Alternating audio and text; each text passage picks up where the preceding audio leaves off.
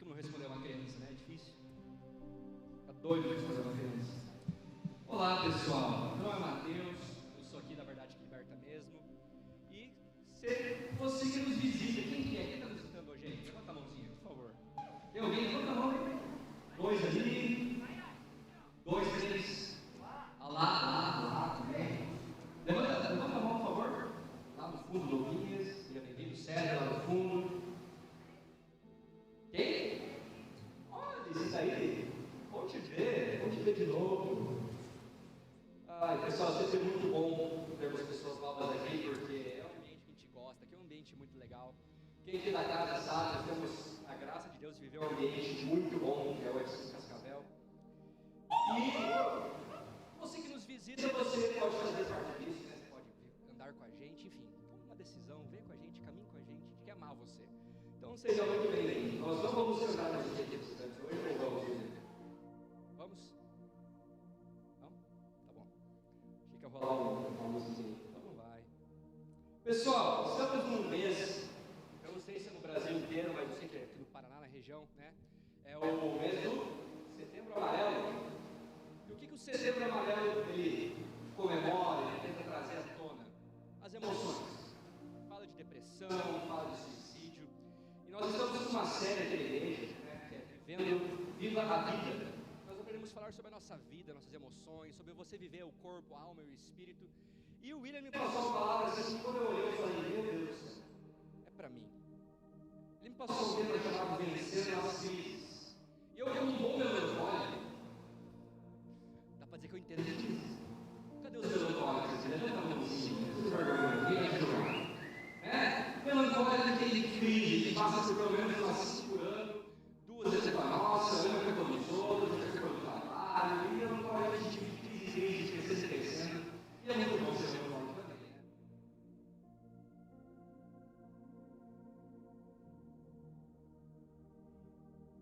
Estamos agora em esse espaço aí, vencendo as crises, o que você deve fazer para vencer elas? Feche seus olhos. Pai, muito obrigado por essa noite, obrigado pelo que o Senhor quer fazer, que o Senhor quer falar. Estamos aqui. Me ajuda a ajudar esse povo também a entender, faça o que o Senhor falou comigo, pelo que tem vivido. Obrigado, Pai. Os corações das pessoas estão abertos, já receber a palavra.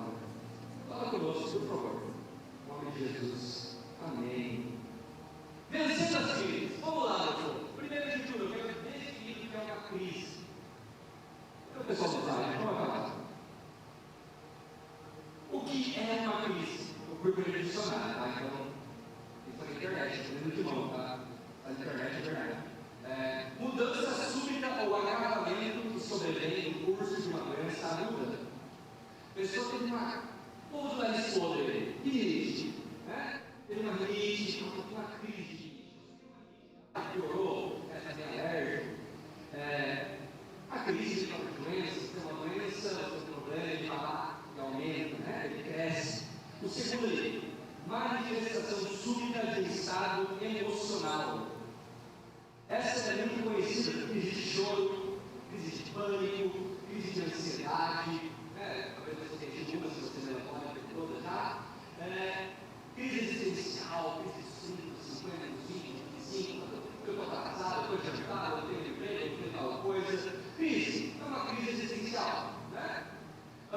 Terceiro, momento perigoso, difícil e decisivo.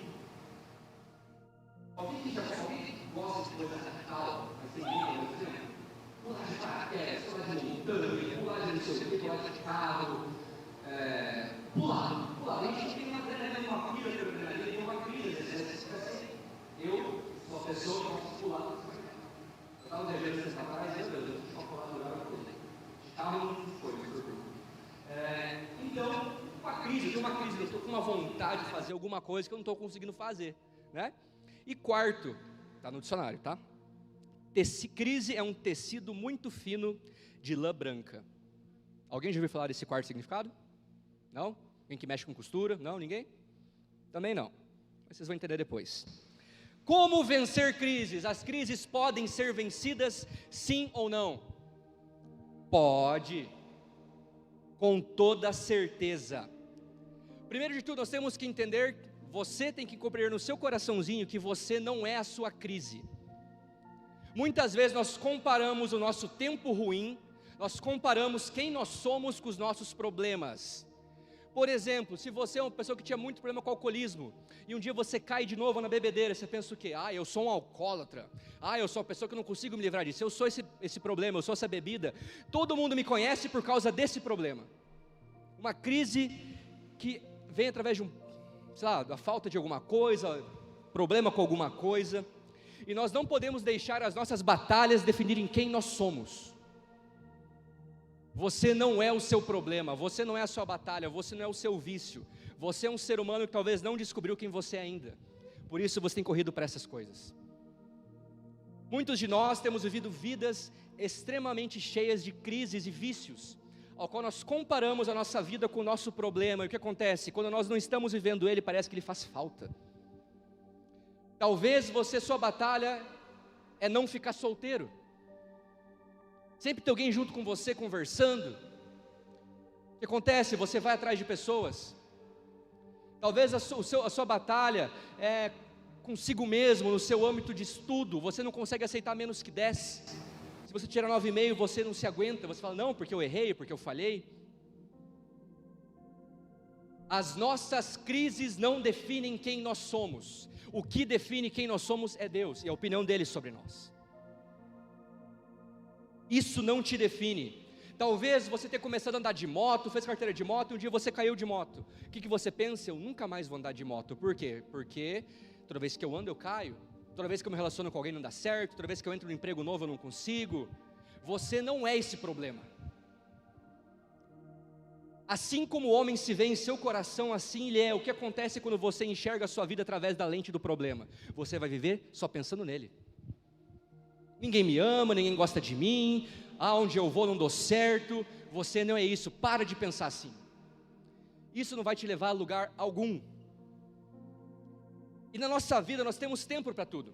Eclesiastes fala que nós temos tempo de chorar, de dar risada, tempo de ser feliz, tempo de plantar, de colher o que você plantou, de você matar, de você... Tem tempo de tudo, de você destruir um plano, de você começar um projeto novo. E qual que é o tempo que você tem vivido agora? Você está num tempo de colheita, de se afastar, de se aproximar, de ser alguma coisa, de chegar a algum projeto ao qual você tem que chegar, de começar um projeto, de terminar um projeto. Qual é o seu tempo agora? Digo uma coisa para você tem que viver esse teu tempo agora. Se você está sozinho, aproveite o tempo sozinho. Se você está acompanhado, aproveite o tempo acompanhado. Se você não tem emprego, aproveite o tempo sem emprego, porque esse tempo vai te levar para o seu próximo tempo. Muitos de nós queremos todo dia estar num lugar novo e não aproveitamos o lugar que já estamos. E quando você deixa de ser presente, você deixa de aproveitar o que Deus tem para você naquele tempo. Ser presente é uma dádiva. Eu tenho essa dificuldade ainda, já fui muito tratado. Eu estou num lugar, quero estar em outro. Estou conversando com a pessoa, quero estar num outro lugar. Vou comer no JL, quero estar comendo no Outback. Sabe esse probleminha assim? Você nunca aproveita o tempo que você está. E o que acontece se você está em um tempo de crise? Crise faz parte da nossa vida, crise faz parte de você, da sua vida, não tem como você fugir das crises, vai acontecer. Se você está em um tempo de crise, de luto, aproveite esse tempo de luto e de crise para você crescer nele, para esse tempo de luto e de crise te levar para o teu próximo nível, porque vai ter de novo, e você não vai conseguir correr esse tempo de crise, você vai ter que viver ele, viver o processo. Muitos de nós perdemos entes queridos, relacionamentos, empregos que achávamos que eram para sempre, e nós comparamos a nossa vida, e achamos que nunca mais vamos ser felizes. Por quê? Porque aquilo, nós estamos condicionando a nossa visão, nossa mente, achar que aquilo era o melhor que tinha para a gente. E Deus quer mostrar para você que esse tempo de crise, Ele vai estar te mostrando o lugar certo onde o teu coração tem que estar. Por que Deus prova uma pessoa? Deus, Ele é onisciente. Se Ele prova você, porque Ele quer te mostrar como você está e como você é.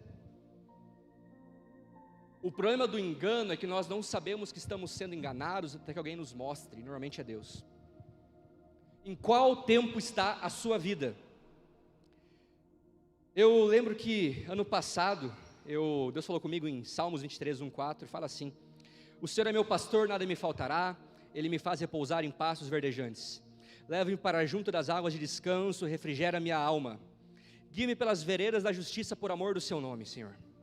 Ainda que eu ande pelo vale da sombra da morte, não temerei mal nenhum, porque tu estás comigo, o teu bordão e o teu cajado me consolam. Eu já falei um pouquinho sobre isso aqui no F5, sobre o que Deus falou comigo sobre essa passagem. Eu quero trazer para vocês de novo, porque é algo que eu tenho que lembrar todo mês eu tenho que lembrar o que Deus quer fazer na minha vida e para onde eu tenho que ir com isso.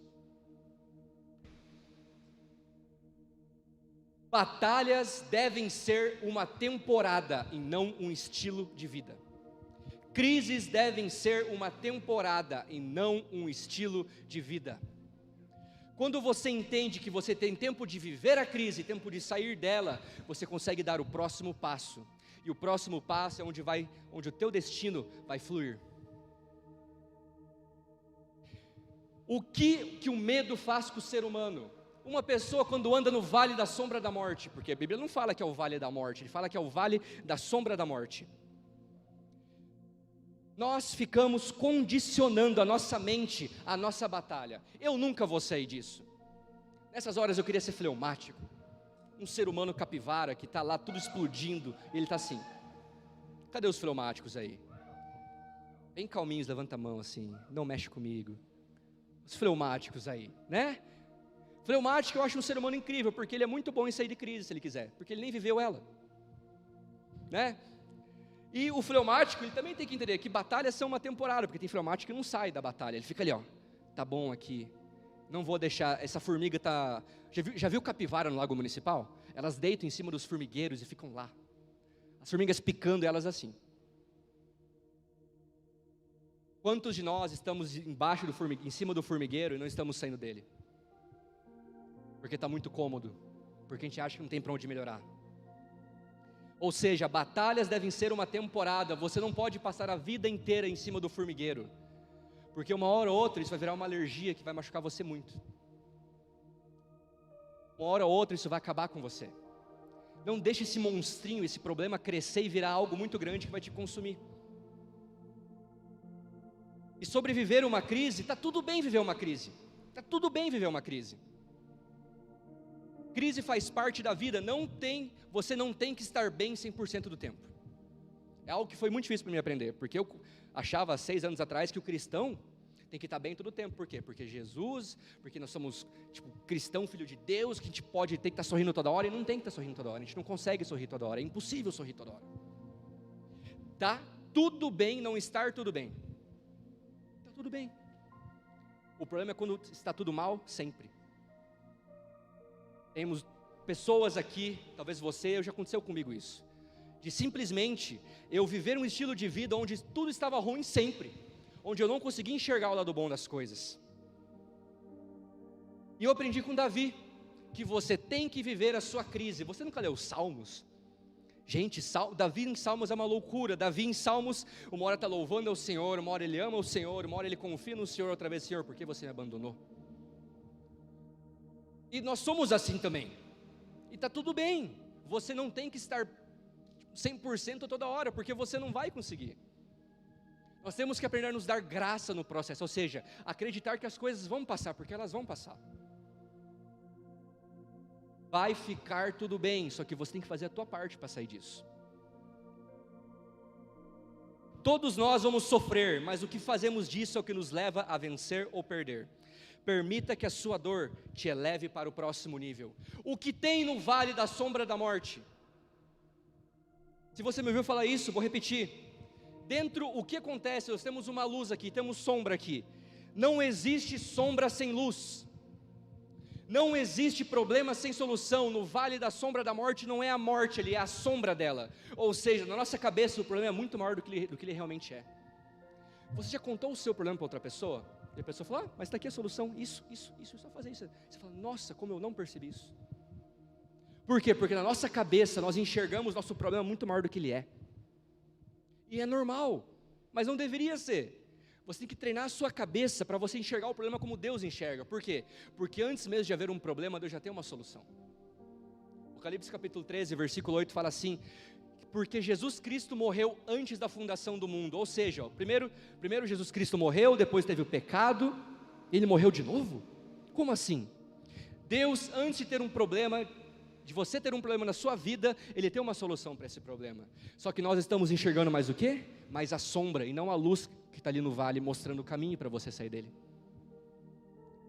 Então, o que você precisa fazer essa noite? Pensar e olhar mais para a luz, para a solução e não para o problema. Por quê?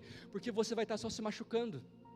Você não vai sair do seu corpo, você não vai parar de viver a tua vida. O seu problema consegue sim ser vencido. Lá fala em Salmos assim, que por verdes pastos, leva-me para junto das águas de descanso, refrigera a minha alma, guia-me pelas veredas da justiça por amor do seu nome. Antes ele fala, ele me faz repousar em pastos verdejantes.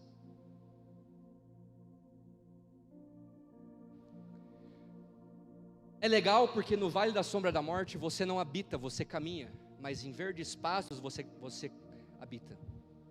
Como assim? É totalmente possível que você consiga sair da sua crise. Você não pode escolher viver um estilo de vida ao qual você vive no vale da sombra da morte. O que Deus espera de você em tempos difíceis? Muito simples, como está aqui. Ele espera que você caminhe pelo vale da sombra da morte, não habite nele. Que você escolha esquecer daquele antigo relacionamento que não deu certo, que você escolha esquecer e caminhar daquela frustração que você teve, que você achou que nunca iria sobreviver. Deus ele quer que você escolha caminhar pelo vale com a cabeça erguida, por quê? A luz está no alto, mostrando para você o caminho, só que a sombra está aqui na tua frente, e você está enxergando ela, porque você escolhe enxergar ela. O que Deus requer de você? Não, Deus não requer perfeição, Deus não requer que você seja feliz o tempo todo, Ele não requer que você saiba como resolver tudo. O que Deus requer de você é que você obedeça e que você continue caminhando, ainda que você não veja caminho.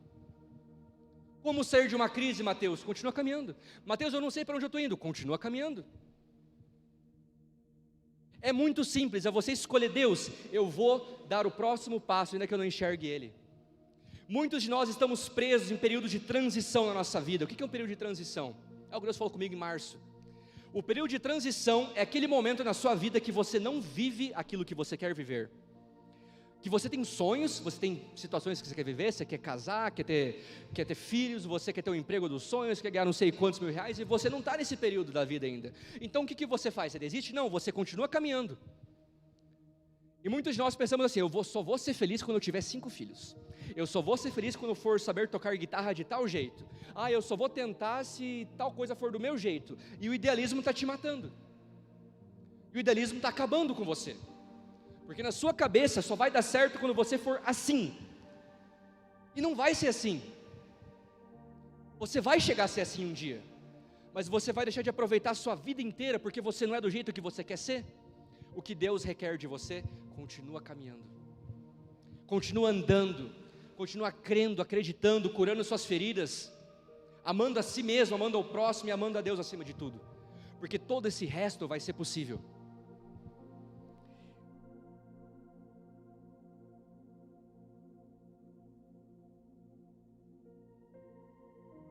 Uma vez, observando uma criança, eu comecei a comparar o relacionamento de uma criança, do pai e do filho com Deus e comigo. A Larinha ali, está no seu colo. Quando ela começou a caminhar, engateava um pouquinho e caía, não era? O que você pensava?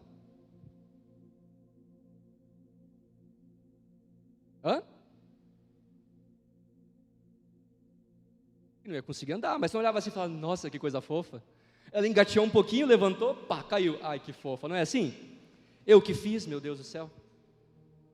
Não é assim que você pensa? Você fala, nossa, que bonito, é meu filho. Ele levantou, caminhou e caiu. Deus não espera que você caminhe toda vez. Ele não liga se você cair um pouco, mas Ele liga se você permanecer no chão. Porque se a filha dela permanecesse no chão e nunca tentasse caminhar, ela não estaria correndo pela igreja hoje. É tipo a Elisa ali. Está deitada agora, né? Mas normalmente ela está correndo, né? E o que Deus requer de você? Fica de pé, caminha mais um pouco, dá mais 2 passos. Quando vê, você está caminhando, está correndo já. E nós temos que aprender a lidar com as nossas dores, com os nossos problemas, porque você vai sentir dor. Por que criança chora tanto? Porque ela não sabe lidar com frustração, porque ela não sabe lidar com dor, com problemas. É por isso que criança sente tanto assim, chora tanto.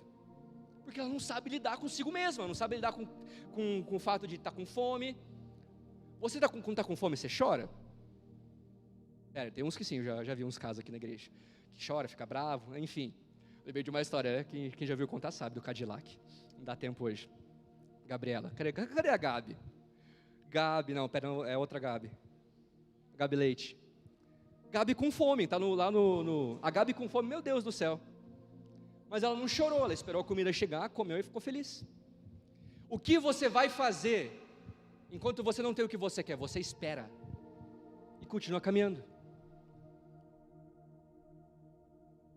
Você sabe lidar com a sua dor? De verdade? O que você faz quando você sente dor? Eu amo causar caos, tá? Desculpa. Olha pro irmão do seu lado, dá um soco no braço dele. Até ele falar um au, bem de levezinho. Dá um soquinho nele assim. Alguns estão aproveitando para causar intriga, isso que a gente gosta. Vamos lá. Se ninguém nunca foi machucado pela igreja, esse é o momento.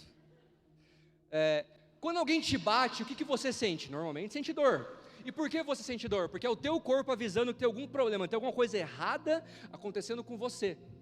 Por isso, servidor, uma pessoa que não sente dor é uma doença. É uma doença. Eu escrevi um texto quando eu estava de férias, que eu lembrei de uma situação que eu estava vivendo e tal. Eu lembrei quando eu era adolescente, quando criança, eu andava de bicicleta e um dia eu fui tão rápido numa esquina, tentei virar, tipo motocross, sabe? Fui assim. Só que a minha cara pegou no chão daí. Foi triste. Eu fiquei tudo marcado assim, e eu levantei e continuei de bicicleta. Por quê? Porque a dor faz parte da vida, é um ciclo, mas você não vai desistir da vida por causa da dor. Vai doer, mas você vai ter que aprender a lidar com ela. Primeiro de tudo, entenda que você não vai conseguir correr da dor. Você não vai conseguir correr do processo da sua vida. Você vai ter problemas, você vai ter brigas, você vai ter confusão mental, você não vai saber para onde ir. Isso vai acompanhar você até o fim da sua vida e você não consegue correr disso. Não consegue. Faz parte. Já que faz parte, você tem que aprender o quê? A lidar com isso. O que eu trouxe para a minha vida, assim? Mateus capítulo 5, versículo 4 fala: bem-aventurados os que choram, pois serão consolados.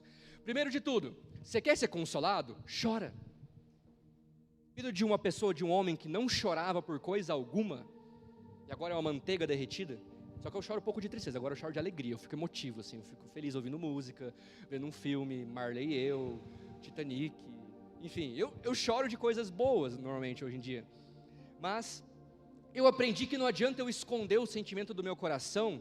Se eu estou bravo, se eu estou mal, eu tenho que chorar, eu tenho que viver meu sentimento. Se você está num tempo de luto, viva ele. Porque uma hora ele também tem que acabar, mas para ele acabar você tem que viver o seu luto. Você tem que viver a sua crise, o seu problema. Ou seja, primeiro de tudo, reconheça que está com dor. Reconhece, eu estou com dor. O que eu faço agora? Eu estou com medo, estou me sentindo ansioso, eu estou com raiva de alguma pessoa. O que você faz agora? Você processa isso, não judicialmente, Lucas, ou processa. Depende da pessoa, você processa. Se for da igreja, não. Lucas? O Gustavo falou que... Metade, obrigado. Onde que eu estava? Cascavel, Paraná, F5... Processa essa dor, e não é judicialmente falando, ou seja, fica no teu quarto um pouquinho e fala assim: Deus, o que eu estou sentindo? Para pensar no que você está sentindo. Para viver o que você está sentindo. Aquele chora. Gente, eu perdi meu cachorro há 4 meses atrás. E foi bem complicado, mas o que eu fiz? Eu vim para a igreja? Não, fiquei em casa e chorei a noite inteira. Outro dia eu estava 90% melhor. Por quê? Nesse choro, eu xinguei Deus, eu xinguei minha vida. Eu falei, não aproveitei tanto, viveu 15 anos. Sabe, eu falei assim: Deus, eu vou viver agora todas as minhas emoções ao mesmo tempo. E vou viver. Eu falo assim, eu prefiro ficar roxo um dia do que ficar vermelho um mês inteiro. E a vida é muito melhor assim. Talvez você está roxo tem 1 ano. Porque você não tem sabido viver a tua dor, o teu luto. Ou seja, segundo, processe a dor, viva a sua dor, fique emo. Chega em casa, se abre com alguém, fala da tua vida. E terceiro, leva a tua dor para Deus. Deus tem uma opinião sobre a sua dor. Porque normalmente quando você vive uma dor, vamos supor que você viveu um término de relacionamento. O que você vai pensar? Eu nunca mais vou ser feliz, nunca mais vai dar certo com ninguém, eu não sou bom bastante. E o que Deus pensa disso tudo? O que Deus pensa da sua crise, da sua falha? Deus, Ele tem uma opinião sobre isso para você. Ele pensa alguma coisa da sua falha, da sua crise. Ele quer te mostrar isso para te levar para o próximo nível. Você não pode parar de caminhar. Vencendo a crise causada por outros. Meu Deus do céu, agora que a gente envolve todo mundo. Nós temos crises que são problemas nossos, nós temos crises que são causadas por outras pessoas. Crises que você tem vivido, que foi por erro de alguém, que foi por alguém não saber lidar com você, alguém ter machucado você, o teu chefe no trabalho, sua mãe, seu pai, parente, tio, namorado, avô, avó. Você tem alguma crise na sua vida, talvez foi causada por alguma pessoa. E o que eu faço agora? Primeiro de tudo, você jamais vai conseguir controlar uma pessoa. Você não consegue controlar ninguém. Isso é muito ruim para o melancólico. Porque o melancólico é o quê? Controlar todo mundo. Por isso eu odeio festa surpresa. Vocês entendem por quê? Porque eu detesto festa surpresa por isso. Porque eu não sei quem vai vir, não sei que horário vai acontecer, não sei quem vai gritar, se eu vou desmaiar, porque eu já desmaiei em festa surpresa. Sim, já desmaiei em festa surpresa. Um cara desse tamanho aqui, pá, no chão. E eu detesto festa surpresa por isso, porque eu não consigo controlar a situação. Eu tô lá, de repente, pá, surpresa. E nossa, eu odeio vocês. E todo ano tem festa surpresa. É incrível. Eu fico assim, Deus, eu vou viajar para algum lugar muito longe, esse ano não vai ter. Amém. Dá algum jeito, esperam voltar, acontece, me sequestram, aparece na minha casa. Esse ano parece que vai ter telecar. Deus elimine você que vai chamar telecar. Ou seja, você jamais vai conseguir controlar o que pessoas fazem para você. E eu aprendi que eu tenho que lidar com isso. Controle é difícil. Quem é que é meio controlador? Ninguém? Peraí, eu vou levantar a mão, mas eu sou assim, eu tenho minhas tendências, eu evito elas, eu estou crescendo também, tá, pessoal? E o que acontece quando a sua crise é causada por alguém, por algo que alguém te fez? Você sabia, quanto mais íntima a pessoa é de você, mais ela pode te machucar ou te amar? Meu Deus, e agora? O que eu faço? Quanto mais íntimo uma pessoa é de você, maior será a capacidade dela amar você, de você se sentir amado por ela, ou de ela machucar você. Isso é uma notícia maravilhosa. Isso é uma notícia horrível, porque você não consegue controlar isso. A Mica não controla o Léo, e é muito engraçado, porque o Léo acaba com a vida da Mica, e eu dou risada. Você não deixa teu irmão louco? E assim acontece? Não? Não? Ah, tá. Eu vou ter umas mensagens no meu celular, depois eu mando colocar aqui. E muitos de nós temos vivido uma vida isolada. Por quê? Porque temos medo de nos relacionarmos. Por quê? Porque temos medo de alguém causar uma crise em nossa vida. Medo de tentar entrar para um ministério, medo de tentar tocar um instrumento. E isso nada mais é do que uma escolha sua. Você que escolhe o tipo de vida que você quer viver. E sabe o que é mais triste hoje em dia? Nós temos o que? Redes sociais, Instagram, Facebook. Quantos seguidores você tem nas suas redes sociais? Eu tenho 5.000 amigos. Você tem 5.000 seguidores. E alguns desses, só você falar o que eles não gostam, que eles vão deixar de seguir você. Não é assim que funciona? Porém, já viu uma pessoa na internet? Gente, uma pessoa na internet parece que fica, até o fleumático melancólico fica odioso. Até a capivara late. Uma pessoa na rede social, ela não tem medo do que ela fala. Por quê? Porque ela não está na sua frente. Não é isso que acontece? Então você já viu alguém na rede social xingando o pastor, xingando gente, falando mal de não sei quem, mas daí aparece na sua frente, parece que a pessoa é outra coisa? Talvez você já fez isso, né? E as redes sociais têm contribuído para esse isolamento social que nós temos. Por quê? Você fica em casa o dia inteiro jogando videogame, fica em casa o dia inteiro, você não quer aparecer para o mundo, você não quer sair de casa, você quer só Instagram, só rede social. Por quê? Porque ninguém pode te machucar talvez, porque ali você não vai ter um contato íntimo com ninguém. Por quê? Porque você tem medo de amar. E é muito triste isso, porque a nossa geração está assim, tudo supérfluo, não conhece ninguém intimamente, não é conhecido por ninguém de forma íntima também. Quanta gente você conhece com rede social, com um monte de seguidor, mas você vai conhecer na vida real, a pessoa é triste, a pessoa não tem amigos. Gente, você pode ter, eu prefiro ter, sei lá, 5 amigos próximos do que 100 pessoas que eu não conheço. Porque são esses 5 amigos próximos que vão nutrir meu coração.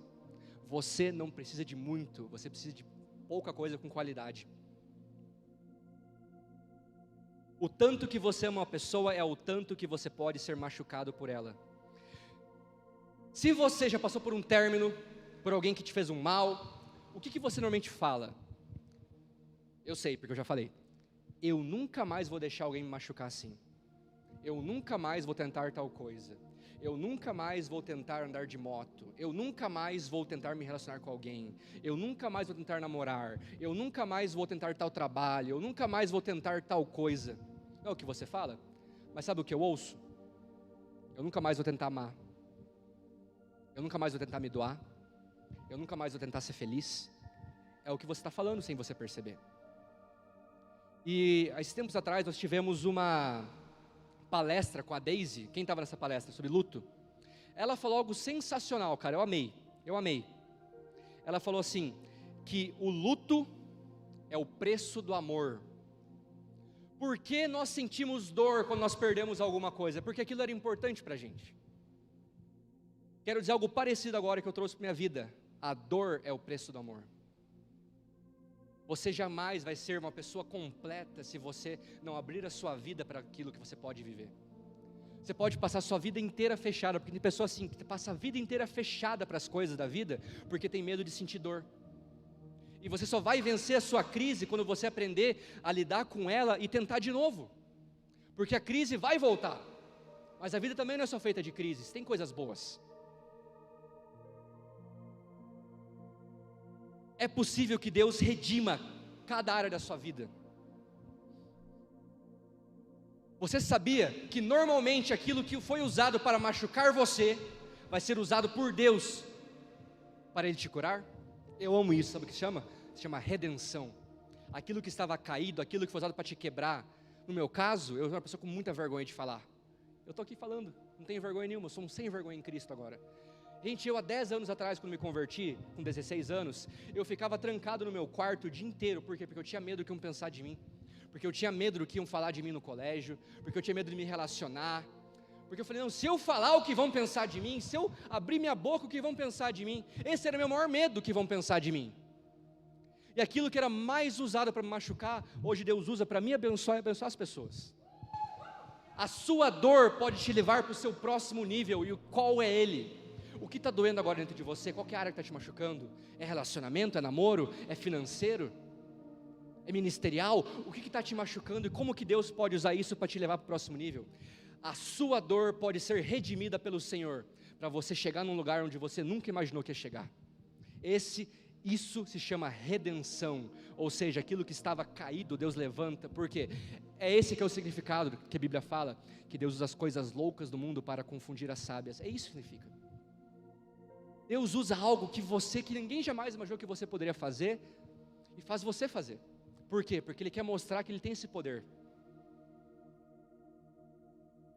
Não se culpe pelas escolhas erradas dos outros quanto à sua vida. Não se culpe por isso. Não é porque essa pessoa te trata mal, ou te tratou mal, ou porque esse emprego não deu certo, que a próxima pessoa ou o próximo emprego vão te tratar mal ou não vai dar certo. Não se culpe pelas ações erradas dos outros. Por quê? Porque é possível você viver algo novo. Você não está no mundo para vir aqui morrer e viver, só morrer. Não, Deus tem planos para você. Não é porque o plano A na sua cabeça deu errado que o plano B vai dar errado também. Continua caminhando. Vença a crise que os outros causaram em você. E nós temos que muitas vezes fazer o quê? Perdoar. Gente, perdão assim não é um tópico muito recorrente na vida, mas quando ele é muito forte. Muito forte. Eu raramente eu falo assim que tem, sei lá, você tem uma barreira no teu coração, né? Parece que alguém fizer uma coisa para você não machuca. Você tem um certo nível de barreira, não tem?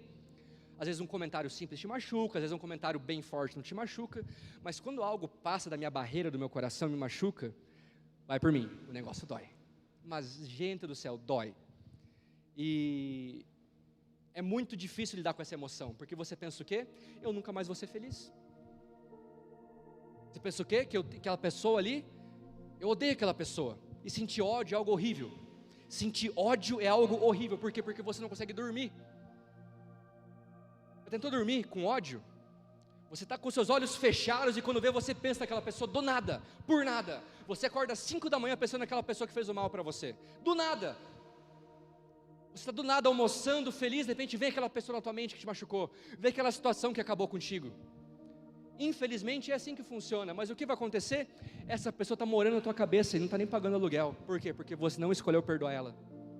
E ela vai morar na sua cabeça até que você escolha liberar ela da sua vida.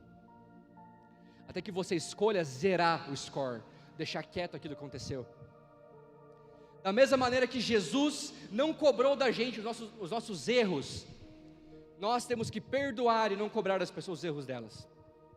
Por quê? Porque você também vai errar. Porque eu também vou errar.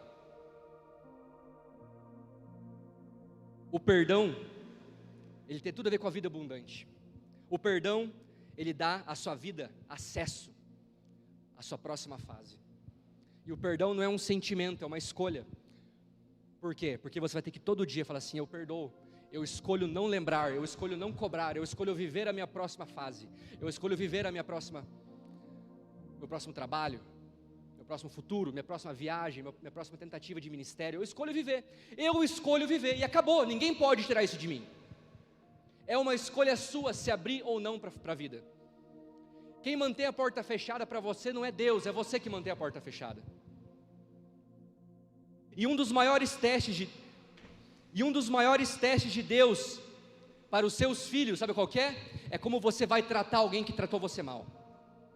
É como você vai deixar de honrar ou desonrar alguém que machucou você. Esse é um dos maiores testes para o Filho de Deus. Como você trata alguém que te machucou. Porque a Bíblia fala que nós não podemos pagar o mal com o mal, mas sim pagar o mal com o bem. E isso na prática não é fácil. Creio que todo mundo aqui já passou isso, não passou? Como você vai vencer a crise e passar para o próximo passo? Tratando aquela pessoa que te tratou mal, bem. Porque é o que Jesus fez por você. Simples, é o que Jesus fez por você. O que você está esperando para viver a sua vida? O que você está esperando para ser feliz? Ai, Mateus, vamos machucar de novo. Posso dizer uma coisa para você? Que eu ouvi Deus falando comigo? Vamos machucar de novo sim, mas eu vou escolher amar. Mas eu vou escolher me doar. Eu vou escolher tentar. Mateus, você não está entendendo, o que aconteceu comigo? Você não sabe o que fizeram comigo. Você vai amar. Você vai tentar de novo.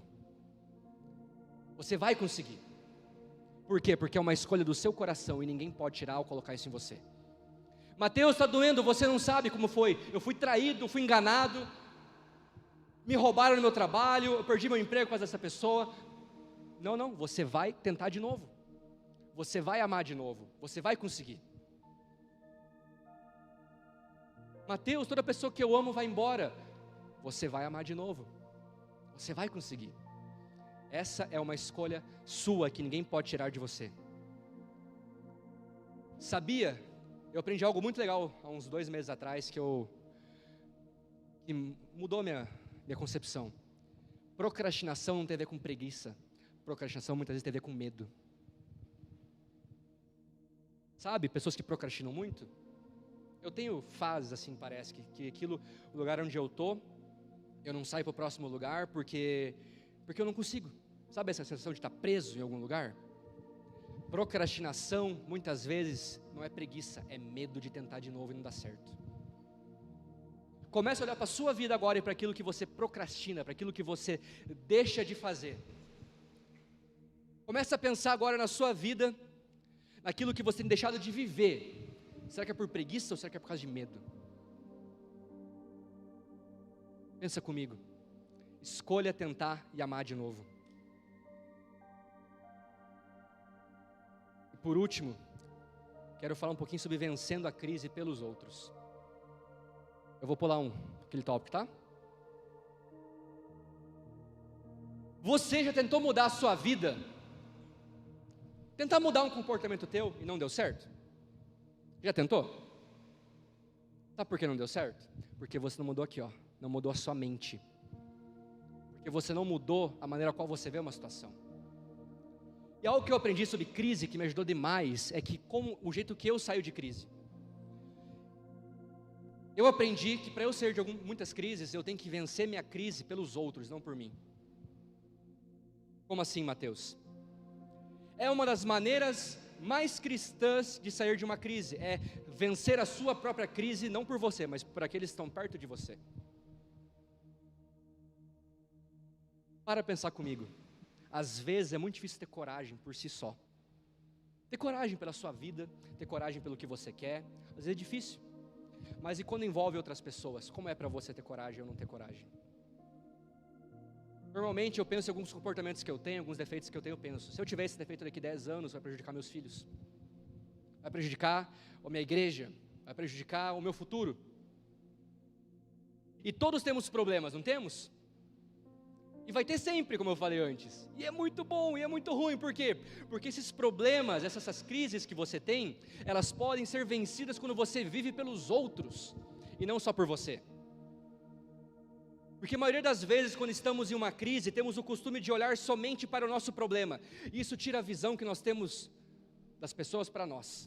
É a visão de umbigo contra a visão de reino. O que é a visão de umbigo? É o meu problema, é o meu defeito, é a minha crise, é o que eu tenho, é a minha dificuldade.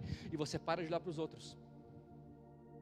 Essa é a visão de umbigo, onde só importa o que você está sentindo, só importa o seu problema, não importa o que está acontecendo com o irmão do teu lado. Cara, essa pessoa do teu lado pode ter falado hoje que é a última chance que ela vai dar para Deus, e você não sabe. E você está aí olhando para a sua crise, achando que o seu problema é o maior de todos, enquanto a pessoa do seu lado pode estar sofrendo. O que é o reino de Deus? O reino de Deus nada mais é do que, o que é um reino? O reino, ele é o domínio de um rei, ou seja, existe um rei que tem um território, que tem uma maneira, que tem um comportamento, uma cultura. O reino é isso. Isso aqui é um reino, uma família, uma cultura. Aqui nós pensamos assim, nós agimos de tal maneira. E nesse reino de Deus, nós temos pessoas que estão tristes, que estão sadias, que estão machucadas. E o que acontece quando você é uma dessas pessoas, está triste e machucada, e deixa de viver o seu propósito, porque você está com dorzinha? Sabe quem vai perder? É você e a pessoa do seu lado. Pode ser sua esposa, pode ser seu amigo. Alguém vai estar perdendo, você e mais alguém, isso é toda certeza. Por isso nós temos que aprender com Josué. Josué capítulo 1, versículos 6 e 7, fala assim: seja forte e corajoso, porque você conduzirá este povo para herdar a terra, que prometi sob juramento aos seus antepassados. Somente seja forte e muito corajoso. Tenha o cuidado de obedecer a toda a lei que o meu servo Moisés ordenou a você. Não se desvie dela, nem para a direita, nem para a esquerda, para que você seja bem sucedido por onde quer que andar. O que Deus falou para Josué? Seja o quê? Por que ele falou isso? Porque Deus veio a Josué e falou: seja forte e corajoso. Por quê? Porque ele sabia que lá na frente teria um povo que dependeria dele.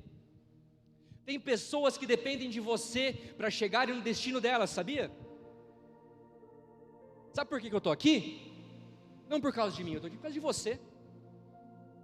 Estou aqui por causa de Deus, mas por causa de você. Por quê? Porque Deus não precisa ouvir isso que eu estou falando. Sabe quem precisa ouvir isso que você está falando? Você. E a pessoa do seu lado, e a pessoa que está lá fora. Por isso, você tem que ser forte e corajoso por aqueles que estão perto de você. Porque nós como cristãos somos o que? Catalisadores de destinos. Tem pessoas esperando você sair da tua zona de conforto, sair do seu medo, para que elas venham à vida. Seja aquela pessoa a qual você precisava quando ninguém estava perto. É isso que me move, sabia? Quando eu estava triste, quando ninguém falava comigo, é o que eu penso: como eu devo ser? Seja a pessoa ao qual você mais precisava quando não tinha ninguém. Deus, ele sabia do potencial de Josué e que ele precisaria ser forte e corajoso. E muitas vezes é difícil sair de uma crise. Por quê? Porque estamos olhando só para o nosso problema. Mas temos aí toda uma nação de Israel que estava lá, que enfrentaria vários problemas. E o que Josué escolheu fazer? Ser forte e corajoso. Josué, ele guiou o povo pelas dificuldades. para desbravar a terra prometida. Eu me senti assim num casamento semana passada. Vou contar uma história bem bizarra. Estava num casamento com o pessoal aqui da igreja, e chegou a hora da janta. Gente, a hora da janta é maravilhoso, não é? Só que a janta demorou para sair, e o povo estava com fome, e eu, em vez de ajudar, eu atrapalhei. Por quê? Demorou para sair janta, eu olhei o bilhetinho da mesa, que tinha nome lá, né, tipo, gratidão, coisa de casamento, bondade, amorzinho, estava lá. Qual que era o nome da nossa mesa? Era fidelidade. Eu olhei para aquele bilhete e falei, fiel até o fim, vai ser o último, pessoal. O pessoal olhou para mim e falou, meu Deus, Mateus, não, vamos, não, vai dar certo, eu lá zoando. Não, a gente vai ser o último, por quê? Porque vamos ser fiéis até o fim. Aí eu pensei, o que Deus pensa sobre isso? Qual que é a nossa posição na hora da janta? Deus sabe de tudo. Deus gosta de casamento, Deus gosta de ir para janta. E tinha lá umas 22 mesas, mais ou menos. Aí eu olhei para o pessoal, olhei para o John, o pessoal da mesa, e falei assim, vou pedir para Deus mostrar qual que vai ser a nossa posição da janta. Eu fechei os olhos e falei, pai, fala comigo, por favor, quando que a gente vai jantar? Aí eu ouvi 02, depois os padrinhos. Eu falei, pessoal, vamos ligar no céu agora, porque nós vamos ser os segundos a jantar, a segunda mesa a ser chamada depois dos padrinhos. O pessoal, não, tá louco, foi até o fim. Uns concordaram, outros ficaram meio ali. Eu falei, confia, a janta depois de 1 hora começou a ser servida, depois de 1 hora. O povo estava com fome, reclamando. Mateus, bate na rocha, dá um jeito, Mateus. Eu falei, confia, confia. Aí eu falei, pessoal, vamos colocar as luvinhas de plástico, porque vai chegar a nossa hora. Então chegou o número 1, falaram, sei lá, alegria. Aí todo mundo, Aí, pessoal, estão prontos?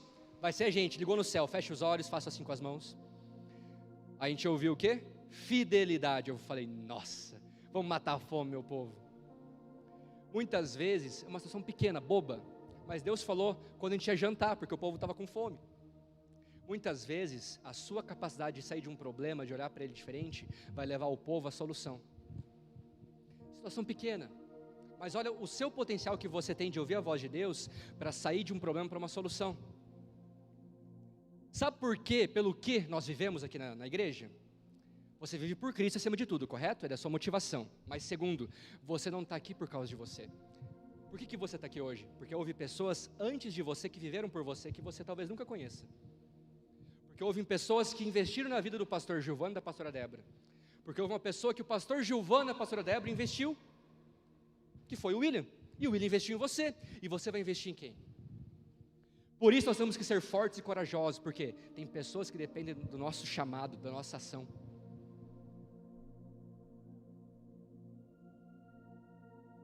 Nós não estamos vivendo por nós, mas pelo legado dos que vieram antes de nós. Por aqueles que estão ao nosso lado no presente tempo, e para deixar um legado e facilitar o caminho daqueles que vêm após nós. Isso que é ser igreja, é viver pelo quê? Pelo bem comum. Qual que é o problema do irmão do seu lado e como você pode resolver ele? A coragem de Josué não era para ele, mas para aqueles que viriam junto com ele e após ele. A sua família depende da sua coragem. Essa pessoa do seu lado depende da sua coragem de vencer um problema. Quando é assim, não parece que dói mais, não parece que é mais. Por quê? Porque a gente para de olhar para a gente, olha para o bem comum. Isso é ser igreja. Eu tirei férias esse tempo atrás. Eu não sabia que era tirar férias, fazia uns 5 anos. Se o louvor quiser subir, pode subir que eu estou finalizando. 5 anos sem tirar férias, só saí de Cascavel para 2 coisas, para pregar, coisas de igreja ou para trabalho. Mas só que não quer, não tem como, né? Você não para. E eu estava surtando. Penso melancólico, colérico, louco, quase latindo em casa, bravo. E eu falei, o quê? Eu vou me obrigar a sair de Cascavel para fazer alguma coisa. Aí então, recebi a oportunidade de ir para Balneário Camboriú, um apartamento de frente para a praia, de graça. E o que eu fiz? Eu fui. O que eu queria fazer? Não queria ir. Eu não queria ir. Por quê? Porque minha cabeça estava tão acostumada a viver problemas e solucionar eles aqui, que não dava tempo para eu pensar em outras coisas. E é estranho, né, pessoal? Desculpa, mas é como eu estava. Minha cabeça estava tão louca que eu achava que valia mais a pena ficar em Cascavel 1 semana em casa sem fazer nada, sem trabalhar, sem fazer nada, do que ir para a praia. Um apartamento maravilhoso de frente para a praia. Estava vazio a praia. Era eu, Deus, os moradores de rua, era 80% eram pessoas idosas com pouca roupa e 20% jovens sem fazer nada, a maioria usando drogas, e eu, 1% lá. E eu não queria estar lá. No ônibus, já começou, deu tudo errado já no começo da viagem. Fui comer num lugar lá, naqueles lugares que você para no meio da viagem, sabe? E fui comer um pão de queijo. E eu fui assaltado, porque o pão de queijo custava R$8, era duro que nem uma pedra. Eu falei, não quero mais viajar, Deus me elimine. Cheguei lá, chovendo, aquela visão maravilhosa, eu não quero estar aqui, Deus me livre, não, eu quero ir para Cascavel, eu quero viver minha rotina, minha vida. E na segunda noite lá, eu estava andando na rua sem fazer nada, procurando um destino, e um cara me parou do nada. Eu falei, pronto, eu vou ser assaltado nas minhas férias, 10h30 da noite na praia. Nunca fui assaltado, você assaltado nas minhas férias. Obrigado, Jesus, pelas férias maravilhosas. Ele olhou, me parou, era um cara bem estranho, encapuzado, com um som assim no ombro, e ele falou assim, Deus é teu fã, vai Leônidas. Eu olhei e falei, meu Deus do céu, onde que eu estou? Eu fiquei, pronto, não fui assaltado, graças a Deus, mas o senhor é meu fã, segundo esse cara. E o cara foi embora, assim, como se nada tivesse acontecido, né? Nem pediu meu nome, só chegou falando, Deus é teu fã, vai Leônidas. Eu falei, meu Deus, achava que eu era louco. Indo para o meu apartamento, Deus falou comigo, de uma promessa que eu tinha de 6 anos atrás, que ele me lembrou, enfim. Deus falou, Mateus, eu quero que você fique aqui, porque você vai viver a tua crise e vai vencer ela pelos outros. Eu falei, meu Deus do céu, o que o senhor quer? No dia seguinte, estava andando na praia, sem direção alguma, estava do outro lado da praia, sem direção. Eu falei, Deus, o que eu faço da minha vida? Deus falou assim, vai para o outro lado da praia. E eu falei, tá bom, o que eu vou encontrar lá? Deus não falou nada. Então eu fui em direção ao outro lado da praia, para a roda gigante, tinha uma roda gigante lá. E chegando naquela roda gigante, vi uma galera jogando vôlei. E eu falei, não, eu senti que eu tinha que falar alguma coisa para alguém dali. E eu falei, tá bom, Deus, para quem quer esse rolê? Sentei num banquinho, fiquei olhando aquela galera jogar vôlei com som aqui no meu ouvido. Aí um menino começou a me chamar a atenção. Eu não conhecia ninguém, não sabia se ninguém era crente lá. E eu lembro que depois de uma meia hora, Deus falou comigo assim, uma palavra para dar para ele. Deus falou que ele era para ele continuar aprendendo instrumento musical, que o pai dele estava errado, que ele não conseguiria aprender, que Deus falou que ele conseguiria aprender instrumento musical, e que era para ele continuar vivendo o propósito dele, que Deus ia abençoar ele através de aprender instrumentos musicais. E aí eu fiquei esperando uma oportunidade, né, para falar com ele. E não tinha oportunidade, demorou meia hora até ele se sentar. Eu pensei, será que eu vou chegar gritando no meio do vôlei assim, ô moço, Deus quer falar contigo aí, chega aqui mano, na moral, sem mancada, sou um cara estranho no meio da praia. Não, ele sentou, a hora que ele sentou, eu cheguei, meu nome é Mateus e tal, eu sou de Cascavel, por acaso você toca algum instrumento musical? Ele começou a chorar na hora, e eu comecei a falar com ele assim, olha, Deus falou comigo, que é para você aprender instrumento musical, que o teu pai estava errado, que você consegue sim aprender um instrumento e que isso vai fazer parte do teu propósito. Ele me falou assim, Mateus, você não me conhece, eu vou começar a aula de bateria semana que vem. E meu pai falou que eu não ia conseguir aprender, porque ninguém na família sabe aprender instrumento. E se eu tivesse falado assim para Deus, eu estou de férias, não vou ajudar meu próximo, eu estou numa crise, estou surtando aqui, não vou ajudar meu próximo. Estamos deixando de ajudar as crises dos outros por causa de uma crise nossa. E o fato de eu ter ajudado aquele moço trouxe uma revelação na minha mente de quem eu era muito boa. Que a minha melhor versão é uma versão que não olha para mim, mas é uma versão que olha para os outros. Ou seja, tenha coragem, escolha ter coragem. Mateus, ter coragem é não ter medo? Não. Coragem não é a ausência do medo. Coragem é a sua escolha de agir a partir do medo. Eu sinto medo sempre. Às vezes você olha para mim, para o William, o pessoal está aqui tocando, para o Jonas com essa voz de anjo, para o Gabriel com aquela voz de anjo, e fala assim, meu Deus, eles têm medo de cantar, têm medo de pregar? Pode ser que sim, pode ser que tenham, mas o que acontece quando eu estou aqui em cima? Eu escolho não ter medo, eu escolho viver pelos outros. Então o que você faz? Você escolhe vencer a sua crise por amor aos outros. Fique de pé.